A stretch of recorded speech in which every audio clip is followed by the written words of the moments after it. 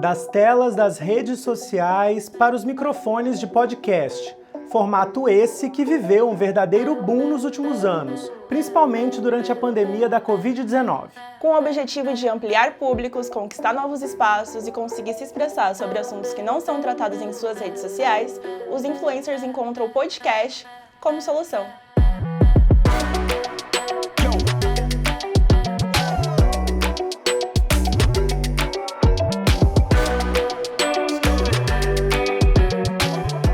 Eu decidi iniciar o Afeto Podcast porque eu precisava diversificar, foi basicamente isso, assim.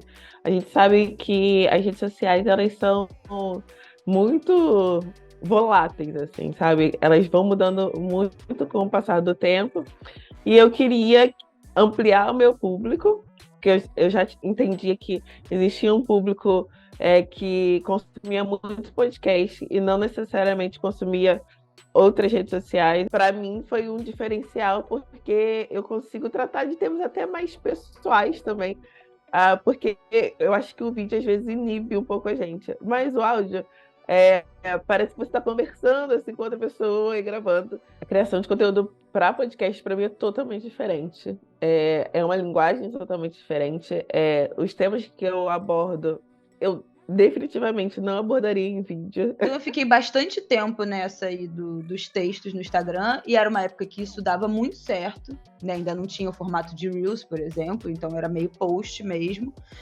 E aí eu me apaixonei por podcast, eu comecei a ouvir podcast em 2018, e aí a partir disso me veio essa do tipo, cara, é esse formato que faz mais sentido pra mim. Eu acho que o podcast tem um ambiente de intimidade, assim, que eu sinto que as redes sociais não tem muito.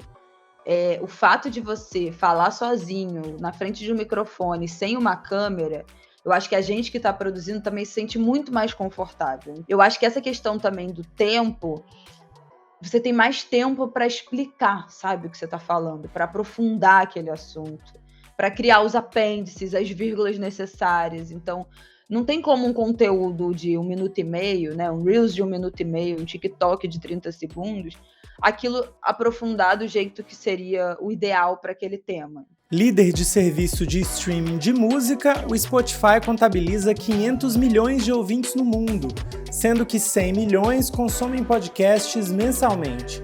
Diante da relevância e da evolução do formato, os criadores podem acessar uma plataforma específica que inclui recursos de interação, de música e vídeo. A gente tem apoiado a comunidade de criadores, dando para eles as plataformas e os recursos que eles precisam para que a criação seja extremamente facilitada. Então hoje nós temos o Spotify para Podcasters, que é uma plataforma gratuita e é uma plataforma com inúmeros recursos, para que o criador possa, de uma maneira extremamente facilitada, até mesmo pelo celular, ter um resultado bem profissional.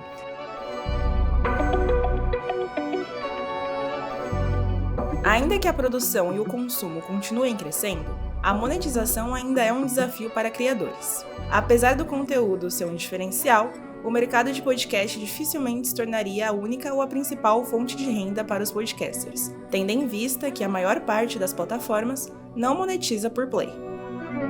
Eu acho que a gente tinha muita expectativa a partir de 2020, especialmente 2021, né, que teve um boom muito grande de gente fazendo podcast na pandemia, e nesse pós-pandemia, de um boom de videocast, né, de vários desses influenciadores com milhões de seguidores começando videocast. Eu acho que essa galera que chegou nesse momento tinha uma expectativa muito grande. Eu achava que ia ganhar dinheiro fazendo isso.